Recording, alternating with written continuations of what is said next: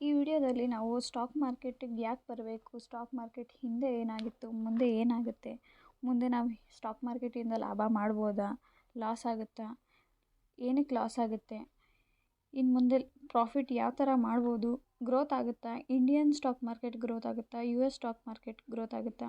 Indian stock ಮಾರ್ಕೆಟಲ್ಲಿ ಈಗ at present ಬಂದು Indian stock market 5th ರೇಟಲ್ಲಿದೆ. ಯಾಕದು 5th ರೇಟಲ್ಲಿದೆ?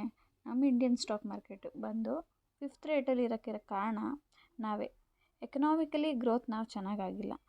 ಬೇರೆ US, ಚೈನಾ, ಜಪಾನ್, ಹ್ಯಾಂಗ್ಕಾಂಗಲ್ಲೆಲ್ಲ ಎಲ್ಲ ಅವ್ರ ಪಾಪ್ಯುಲೇಷನ್ ರೇಟಿನ ತಕ್ಕಂತೆ 60 to 70% ಜನ ಸ್ಟಾಕ್ ಮಾರ್ಕೆಟಲ್ಲಿದ್ದಾರೆ.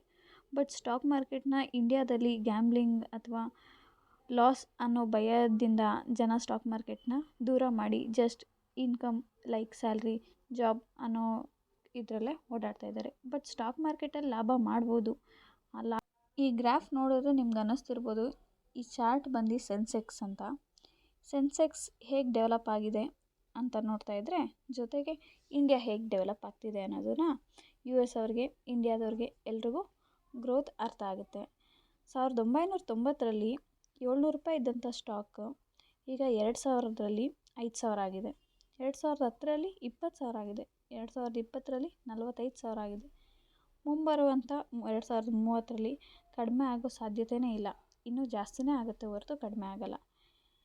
ಆಲ್ರೆಡಿ ನಾವು 2025ರಲ್ಲಿ ಇದ್ದೀವಿ. ಈಗ ಪ್ರೆಸೆಂಟ್ಲಿ 76,000 ಓಡ್ತಾ ಇದೆ ಸೆನ್ಸೆಕ್ಸು. ಇನ್ನು 5 ಇಯರ್ಸಲ್ಲಿ ಟ್ರೇಡಿಂಗ್ನ ಬಿಸ್ನೆಸ್, ಅದು ಗ್ಯಾಮ್ಲಿಂಗ್ ಅಲ್ಲ ಅಂತ ಪ್ರೂವ್ ಮಾಡೋ ಚಾಲೆಂಜಲ್ಲಿ ಈ ವಿಡಿಯೋ ಸ್ಟಾರ್ಟ್ ಆಗಿದೆ.